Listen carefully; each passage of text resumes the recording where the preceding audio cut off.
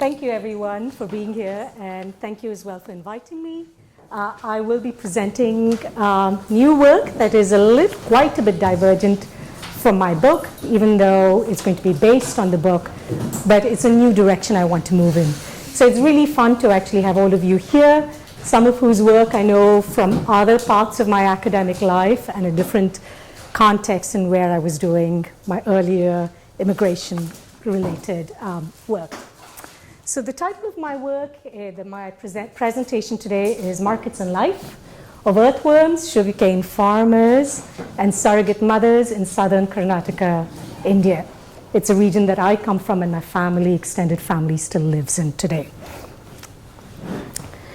So having just finished my book on transnational surrogacy, I believed I would continue to write on reproductive markets because this was something I'd been working on since 2008. And I felt like it invested a considerable amount of time.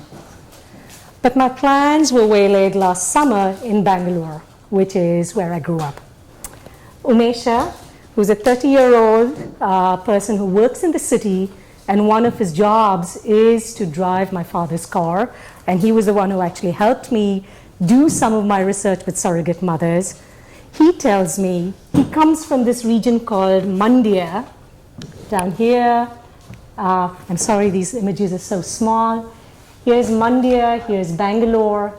The region that I want to work in now is around this spot. But here's Mandya.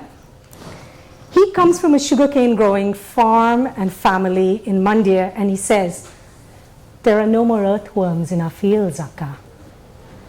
And so upon seeing my puzzled look, he explained, we've burnt them out with fertilizers. India is the second largest producer of sugar after Brazil. The southern state of Karnataka is the third largest sugarcane producer in India, and the sugarcane fields of lush green Mandya are the most productive in the state. The month following my conversations with Umesha about earthworms, state-operated sugar factories began to shut down, effectively closing the market for the farmer's cane. The number of farmer suicides has subsequently risen. Right? The number of farmer suicides in Karnataka in April, May, June 2015 were about 39 for the entire state. By July 29th, 2015, 196 farmers had committed suicide in the state. Most of them had poisoned themselves to death with pesticides that they used on their fields. Now, if you look at this, Mandya, which is seen as one of the richest agricultural space with very good water, there's no rainfall, change and such, very good here in terms of agriculture, has the highest number of suicides. Next is Mysore district, but you also see West Tumkur, 12. These are the regions that I'm focusing on, right? So farmer suicides have increased and they kill themselves with the pesticides. Meanwhile, transnational surrogacy in India took an interesting turn. By December 2015, the right-wing central government had banned all non-citizens from using Indian surrogate mothers' reproductive services because the popular sentiment was that the country had become a baby factory for foreigners. So what I'm trying to do in this paper, which is sort of a new project that I'm venturing on, is I'm nurturing a germ of an idea for the next research project, and that is mapping the processes by which earthworms, sugarcane farmers, and surrogate mothers become objects of vampire capital. Technologies of life, seemingly apparent in sugarcane production and surrogacy, are technologies of death. Okay. So at some level, one of the things I want to do, which is a smaller part of the project, is to think through how we've come a full circle. Can people in the back read? I'm not going to necessarily perhaps refer to some of my slides, but what is interesting for me is that I'm teaching a class on race and reproductive justice, and this is something that I've just started doing, and I realize how it ties into my current project on sugarcane farmers and surrogate mothers. And this is the Malthusian anxiety that had certainly plagued the US government in the 40s, 50s and 60s really, 1950s and 60s. And the big anxiety was, this is just prior to Paul Ehrlich's population bomb kind of exploding on us, is that the US government has this real fear that population is growing, but food production is not keeping up because it's growing linearly and population is growing exponentially. So what is going to happen then is you're going to have greater and greater poverty, which is going to lead to the growth of communism, right? So the US government then actually funds population control in spaces like India, because this is a space that is ripe for communism, and also South Korea. So there's actually active interventions that are going on. But simultaneously, what the US government also does is focus on green revolution. And what is the green revolution? Increasing food production so it can also grow exponentially to keep up with population growth, right? But what I wanted to actually put up here is the way Paul Ehrlich, pobrecito, goes to India and he says, I have long understood population explosion intellectually. I came to understand it emotionally one stinking hot night in Delhi a few years ago. The street seemed alive with people. People eating, people washing, people sleeping, people visiting and arguing, screeching. Oops, this is not. Yikes. Paul Ehrlich has come to haunt us. Very angry. Thank you. I think it should be fine, right? Yes. Yeah. So people eating, washing, sleeping, visiting, arguing, screaming, thrusting their hands through the taxi window, begging, people defecating and urinating, clinging to buses, people herding animals, people. Since that night, I've known the feel of overpopulation. Right?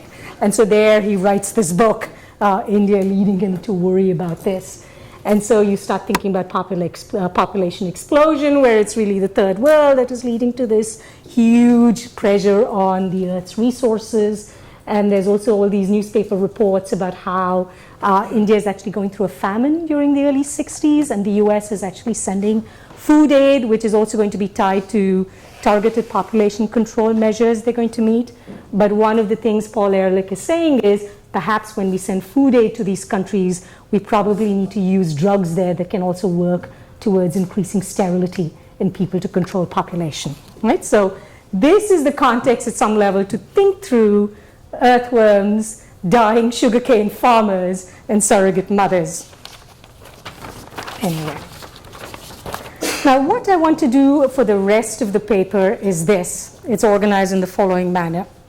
I'm going to briefly rehearse my just published book, The Discounted Life, The Price of Global Surrogacy in India, where I discuss how mothers and clients, intended parents, negotiate the entry of pregnancy and babies into reproductive markets. Is pregnancy a gift or is it wage labor? And if it is wage labor, is the baby a commodity? What I do not address in the book, however, is how fertility doctors in India and brokerage firms for clients and surrogate mothers posit that women do not labor or gift. Instead, they rent out their wombs, right? So, where am I? Let me remove my glasses. In other words, a gift or labor relationship embodied in surrogacy pregnancy is converted into a property relationship between owner and renter. What does it mean to convert a commodity or perhaps even a gift into a rental relationship? How does this rubric disentangle in vivo wombs useful only within living women in order for these wombs to be released into other sort of entanglements? And what sort of medical interventions are possible once the womb is leased as a space to grow a fetus that does not belong to the pregnant woman? Well, there is a growing literature on bioeconomies that focuses on pharmaceutical industries, clinical trials, commodification of organs, tissues, and cells by working with surrogate mothers incorporated not as laborers, but their wombs coded as land, what I want to do is map the long histories of bioeconomies spanning land and living tissue in and around Bangalore. I argue eventually that these are not bioeconomies, but necroeconomies that produce death in agriculture and post-Fordist reproductive labor. Now, pregnancy is commodity and gifts, right? Now, those of us who are anthropologists but also sociologists in the room know that, gifts and commodities are simply objects that circulate in social spaces. But how they circulate is what distinguishes it from being a gift versus a commodity. Gift exchanges signify ongoing social relationships between individuals or groups of individuals. And contrary to any romantic notion of egalitarianism, gift exchanges are marked by deep inequalities. Commodity exchange, on the other hand, is an atomized relationship between producers and consumers who remain strangers to each other. In exchange for money, consumers receive a commodity. And because of the structures of exchange under late capitalism, producers are almost always at a disadvantage. Gifts and commodities then reflect social relations. The gift of commodity economy is bound up with forms of the person who is diversely constituted and in turn is constituted herself by the gift or commodity exchange. In discounted life, I argue that though contesting whether pregnancy and the resulting baby is a gift or commodity, through arguing whether it's a gift or commodity, intended parents and surrogate mothers negotiate the terms of their relationships to each other. The intended parents are unequivocal. They claim that they use the language of gift in describing their transactions. They're committed, though, to the practices of commodity production. Right? So very often they say, this is the most beautiful gift I've received, this is the gift of life, this has done so much for me. That is the rubric that the people that are interviewed certainly use. But in practice, though, it reflects commodity exchange. What do I mean by that? They have no interest in maintaining an ongoing relationship with those who produced that baby for them, right? So in affirming a commodity relationship, you can take that baby because you've paid your money and cut your relationship with the person who produced that baby for you, right? The surrogate mothers, on the other hand, are ambivalent. Many certainly spoke of the considerable labor they had put into making those babies and why they should be paid a lot more than what they received. For example, they articulated that kinfolk had labored to meet household responsibilities when the latter lived in surrogacy dormitories. The mothers spoke too of the pain of separation from their own families, especially their young children, when they lived in dormitories. And finally, they spoke at length about the discomfort and risks associated with medically mediated pregnancy and childbirth. And finally, they described the affective labor they performed in emotionally disengaging from the fetus so they could fulfill the terms of the contract, and that is giving up the baby. However, even though they were receiving the money and were acting as producers in a commodity relationship, many surrogate mothers had an investment in gift relationships because they wanted to negotiate ongoing social relations with the babies that they'd given birth to and also with the clients because of what these networks can mean and how it can translate in terms of life possibilities after the surrogacy agreement. However, what is interesting in my work is that there's a third actor that's missing. And the third actor that is missing in this whole exchange is the fertility doctors and brokerage firms that negotiate exchange of money for babies between clients and workers. And it is here that terms circulate among fertility doctors and brokerage firms, and it is also reflected in popular media, right? So you see surrogate mothers are like empty receptacles, India's baby factory, what does it say? India's rent-a-womb industry, India's back womb business. Naina Patel, who's sort of the big star of surrogacy in India, She says they're only donating their wombs for 9 months, like it could be removed from your body. And then a person that I know and I'm close friends with who actually takes clients to India, she says they're doing nothing but carrying a baby for someone else. It's not really a big effort, it's empty space. In India, certainly in Canada, the region that I worked is in Bangalore. And in Bangalore, we speak Kannada, the language Kannada. And the term that is used for surrogate mother is Badige Tai, which literally translates to rental mother, a mother on rent. Right? So it's not a labor relationship, but she is someone who's renting herself out. So this language of rent comes very strongly. So then the question that I ask then is do I need to go? Yeah. So the question that I ask is what the sort of language does in terms of how medical interventions can proceed and what this does to the industry. Something that has historically been exchanged as gifts between kinship networks, that is pregnancy, effort, and babies, does not get converted into labor when it is entered into the market. Instead, surrogacy becomes a rental relationship. That is, a surrogate mother is perceived as renting a womb out, and through medical interventions, client obtain occupancy rights to a uterus in order to grow their fetus. Thus, the surrogate mother is seen as not even laboring to produce that baby. Instead, as reflected in Naina Patel's words, they're only donating their wombs for 9 months. Another one of my interviewees, a person who takes clients from the US to India, she tells me that surrogate mothers are basically empty receptacles. They're doing nothing but carrying a baby for someone else. Now, Catherine Walby and Robert Mitchell note in Tissue Economies that within the body, tissues constitute the biological substrate of the self, the condition of viable life. Once donated, these tissues can sustain the life and health of another. In organ donations, stem cell, cord blood cells, and other sort of biomaterials that find their way into regenerative medicine, the tissue can and is extracted from donor to recipient.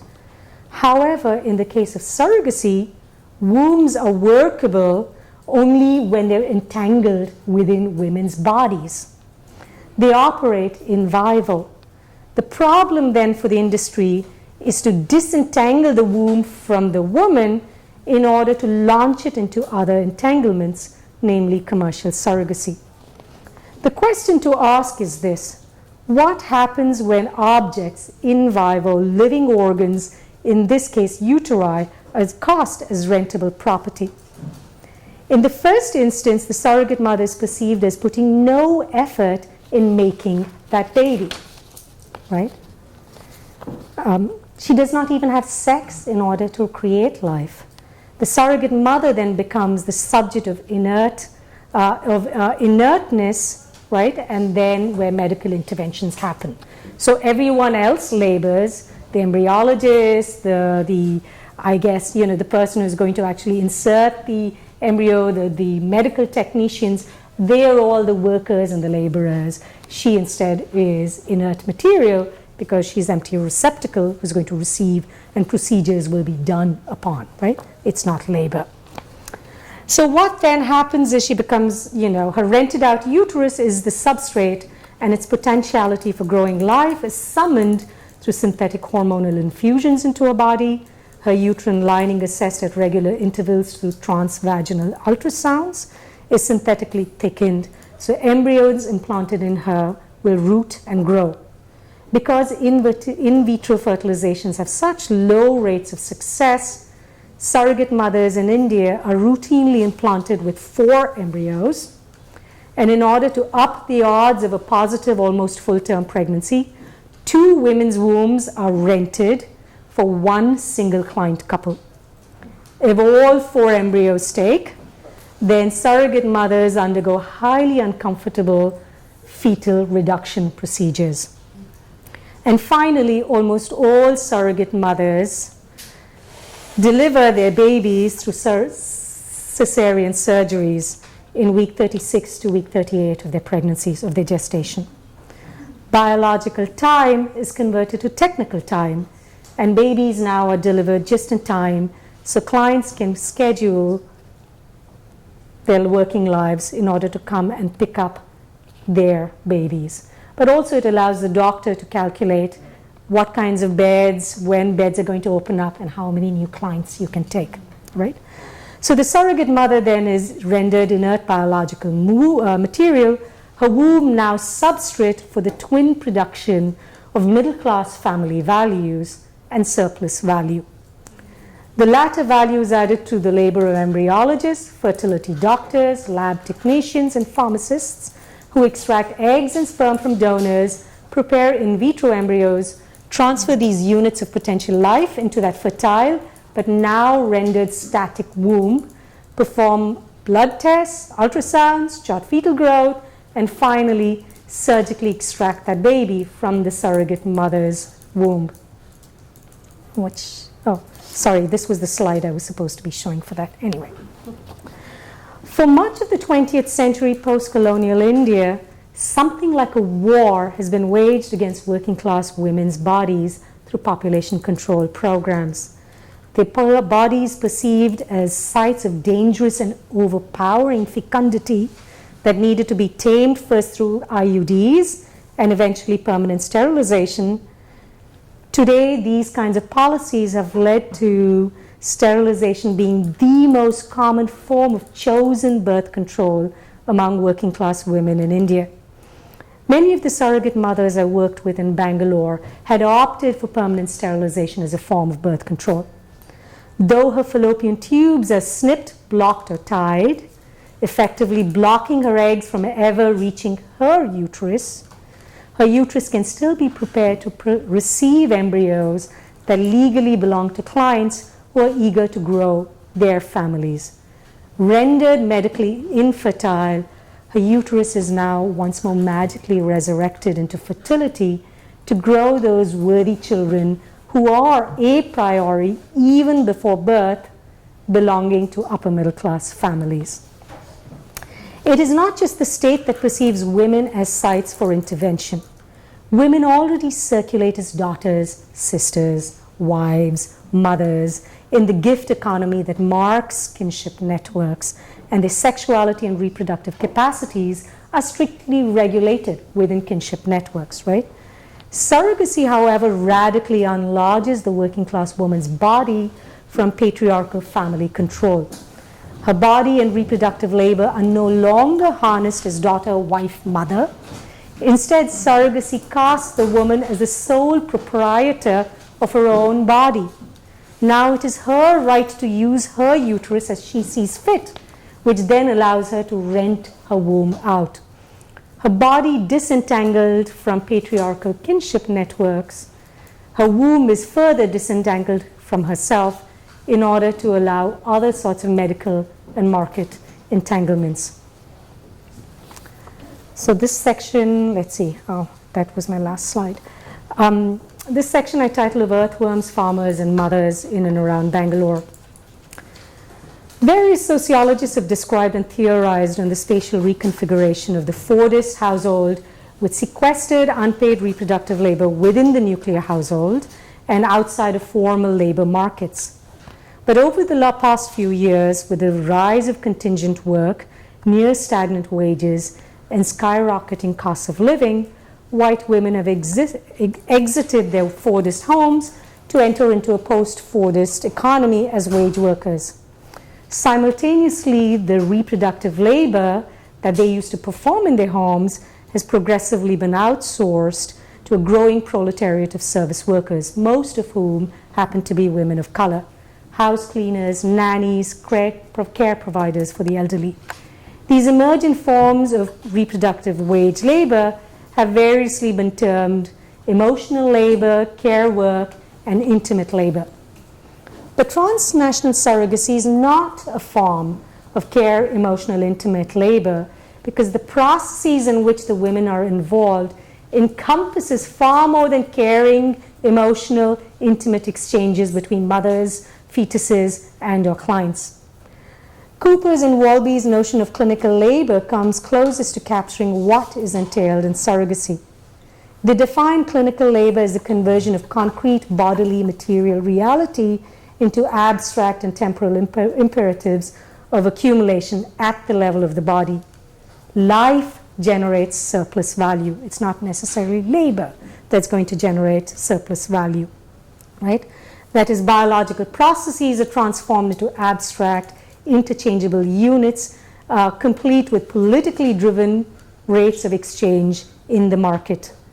Clinical labor, they note very briefly and in passing, would not be possible without importing mass production methods prevalent in industrialization into agriculture and animal husbandry, and from there, as Adele Clark so beautifully shows, into interventions on infertile women's bodies, which have remained stubborn for the purposes of reproducing families.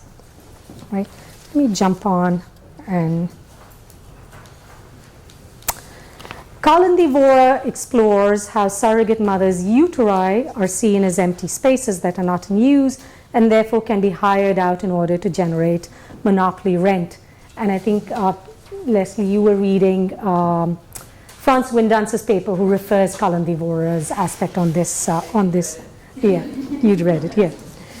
Writing in a different register, Christian Zeller describes intellectual property monopolies in the US in procedures such as gene sequencing of entire organisms, which effectively transform the processes of biological reproduction into valorized natural resources that generate rent-based revenues. It is from this point then that I think through how women's bodies are perversely valorized as natural resources.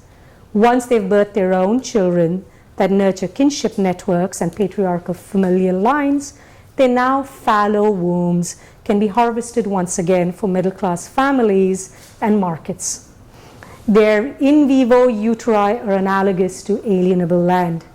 It is from here that I tie what surrogate mothers undergo physically in order to generate family values and surplus values to the sugarcane fields of Mandya and the subsequent fate of earthworms and farmers.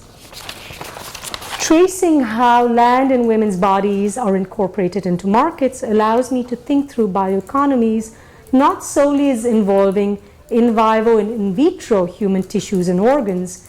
Instead, it enables me to map the long histories of deepening market incorporation of life itself in and around Bangalore. In my classroom and with friends, I half-jokingly say that I study vampire capitalism. To an extent, all forms of capitalistic enterprises can be seen as vampire-like. The more a worker exerts herself in the sweatshop and transfers her bodily effort into alienable products, the lesser she has left for herself. Thus, all kinds of production processes suck the lifeblood out of workers. Yet the processes unleashed through surrogacy and the sugarcane fields of Mandya are far deeper. Surplus accumulation occurs through gutting life itself. Standing witness to surrogacy in Bangalore and the sugarcane fields adjacent Mandya, it remains impossible for me to avoid looking at death. The term bioeconomies is suggestive of economies that thrive on life. But these, I cannot help but conclude, are necroeconomies that thrive on death. Thank you.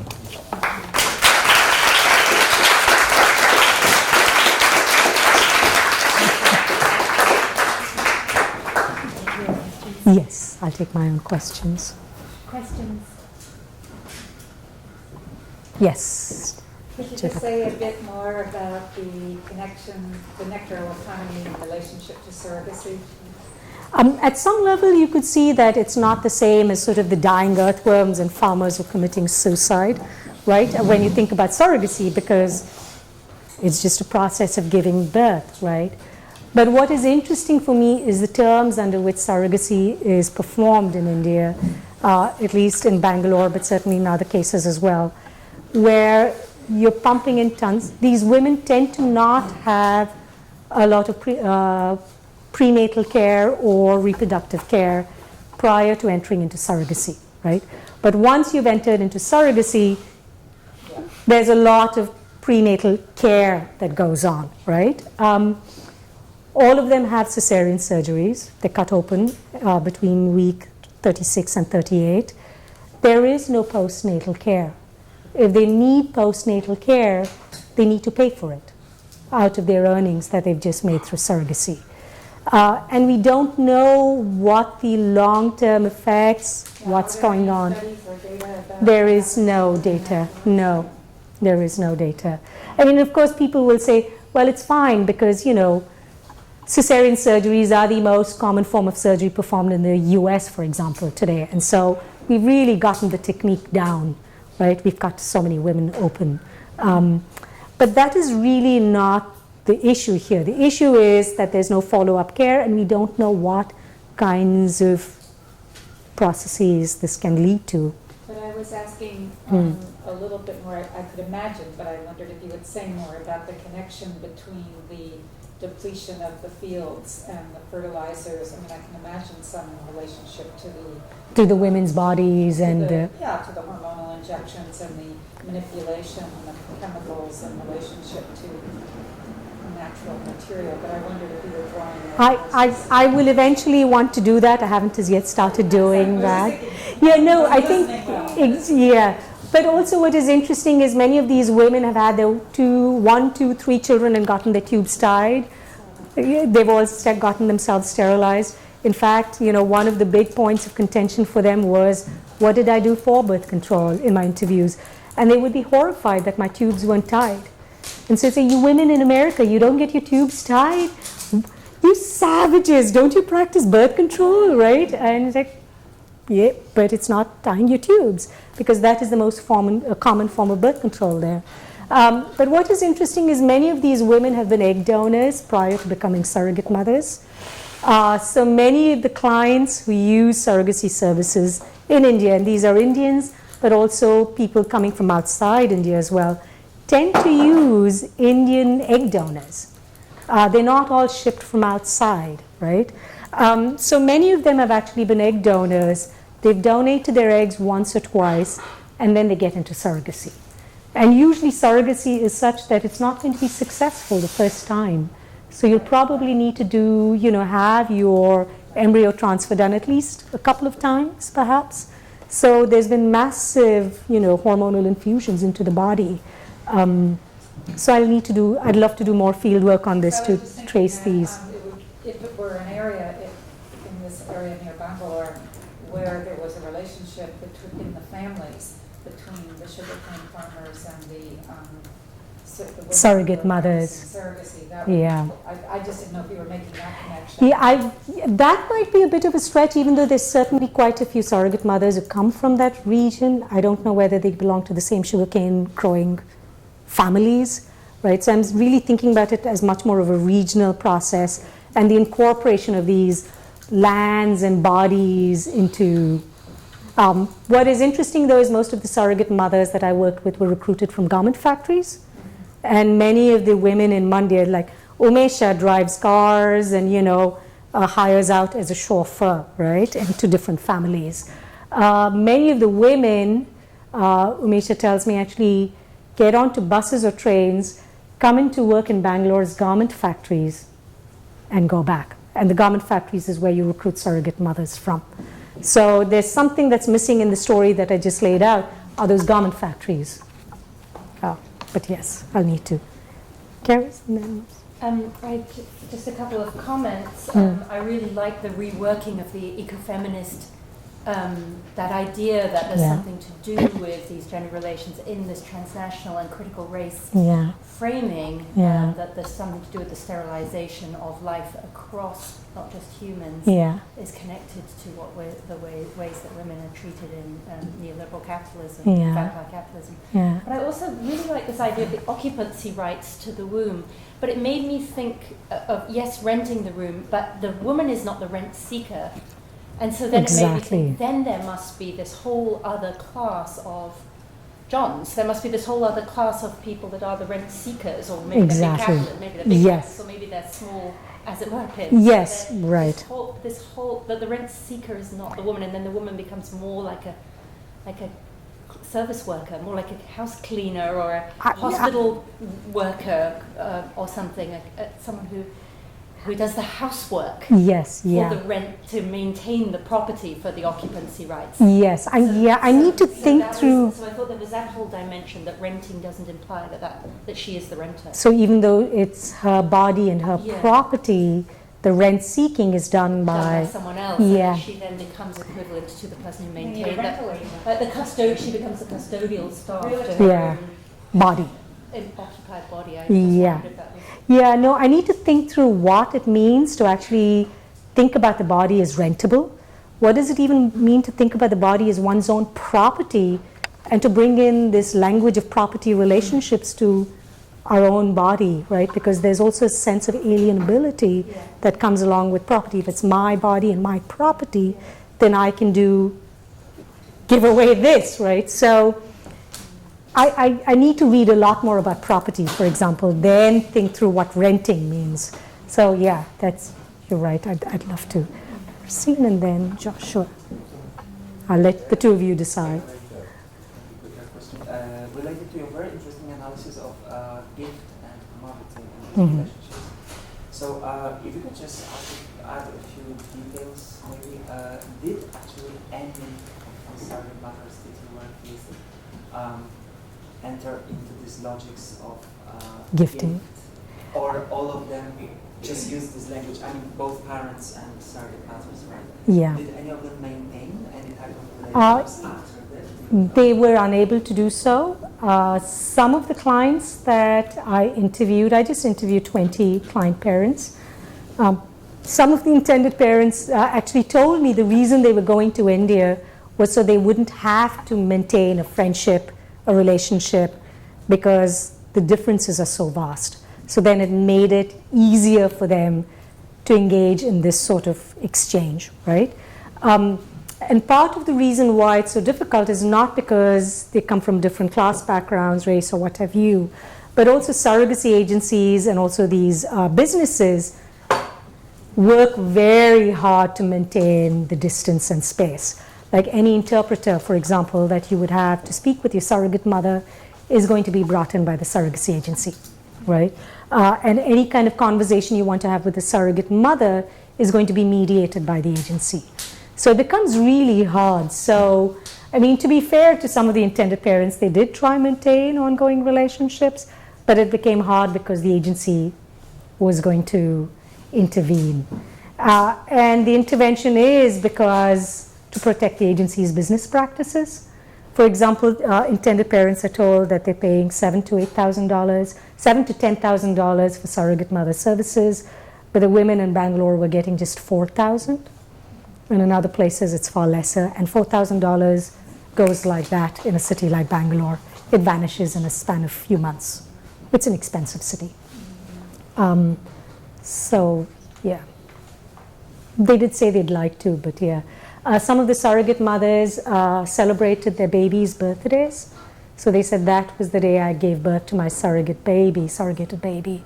And so they continue to celebrate that particular day to commemorate. So yeah. I was thinking back to Windax's paper, so beautifully read by Leslie, and her idea that I've read before of hers of a transnational regulatory agency. Mm-hmm. And with that, it's such a complicated set of problems here. Would that be something that would be an appealing thing to you, given your perspective on this? It's a longer conversation what that would look like, but I'm just curious about the response to this set of problems, this set of conditions, besides worldwide revolution. I think one is strengthening surrogate mothers' rights, and that is sort of, well, how do you get that, right? And actually this was sort of suggested to me, and I write about it in the conclusion of my book. I'd finished most of my field work, and some of the surrogate mothers had invited me for lunch in one of their houses. And 4 or 5 of them who I'd been in conversation with over the course of 1 year got together with me and said they were interested in actually having a surrogacy cooperative. And so they would actually then stay in their own homes. They would take each other to doctors. They would provide support for each other. And so the reason they'd invited me for lunch was they wanted me to bring clients. And I was like, to be the broker, and I was like, I'm not a good broker. But, I said, I'll ask some of the people I've interviewed that have the clients. And so I did raise this issue with one person I'm pretty close with who actually used to take clients to India, but is now taking them to other places. And she said, none of my clients would be interested, because how do we know what that woman is going to be doing, what she's eating, who she's having sex with, right? It's this whole anxiety about controlling the worker, right? So she's like, sure, that's an interesting experiment, but my clients wouldn't go to them, right? Let's take one more question and then we'll Okay. Can we take all 3 questions and then see if I can answer it together? Okay. 4, I think. Okay. Really quickly, thank you. My question kind of follows the last thing you said. Is it only about the controlling the worker, or is it also the well-being of the child? I was interested that you said that the cesareans were between 36 and 38 weeks. That seems actually quite early for the children. I don't think there's any interest in the well-being of the child. There's calculus equating that's in consideration as the subject of the child. It's just the pressures of the production line, and there's this There's this myth that, because it's such a medically mediated pregnancy, you also need to medically mediate the birth. We're going to take both questions. Yeah, sorry.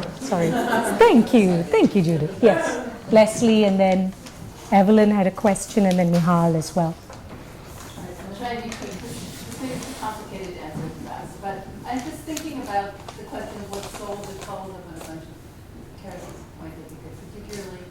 So, under capitalism, you sell your labor power, and under neoliberalism, at least Foucault agrees that you're selling your human capital, which you can call capital. And then I think the real question is one intrinsically worse, or is it really about the conditions under which it's sold? And I think then it's a different way of asking also Josh's question, I think, about what would be the conditions under which, not in kind of a high moral way, but in a kind of pragmatic political way, you could ask the question of, is there a way for people to sell ownership in their own bodies as opposed to in their own labor that actually would feel better, politically productive? Yeah. Or is that always a problem? And I felt like you kind of go back and forth on the talk a bit between a critique of the idea that it's not understood as labor and an acceptance of that, and then how would you leverage it in a positive way. So okay. Thank you. And then Evelyn. Thank you very much for your talk. It was great. I wanted to explore more that connection between the sort of removing the earthworms from the land and fertilizing, sort of rendering the land infertile in a way, and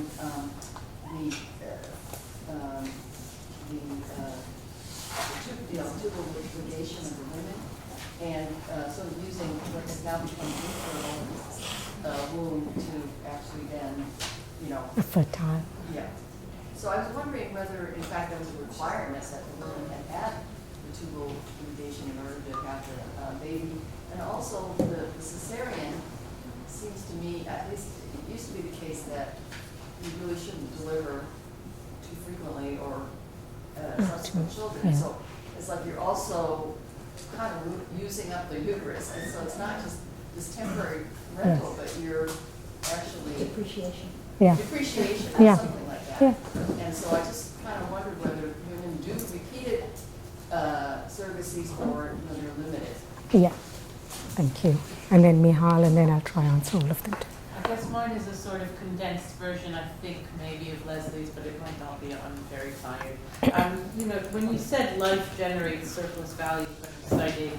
I struggle with that idea that life generates surplus value. I don't know if I'm just a kind of, re-entrenched Marxist or something. Because if it's about controlling the worker, then isn't it still the labor theory of value rather than the life theory of value? And I think that Birch and Tyfield, in that article around assets and commodities, go into that, and I would love for us to delve. Which we're going to do tomorrow. Which will be tomorrow. Yeah. If I get some sleep. Yeah. Yeah. I don't know if that's connected up to Do you want to to answer? Or should we just leave that all hanging? We can leave all that hanging because I know Marcin needs to do his presentation soon as well. And I would love to continue these conversations. And I think it also provides me with useful directions to go in terms of what might be a dead end, but other things to think through this project. So thank you very much. Thank you.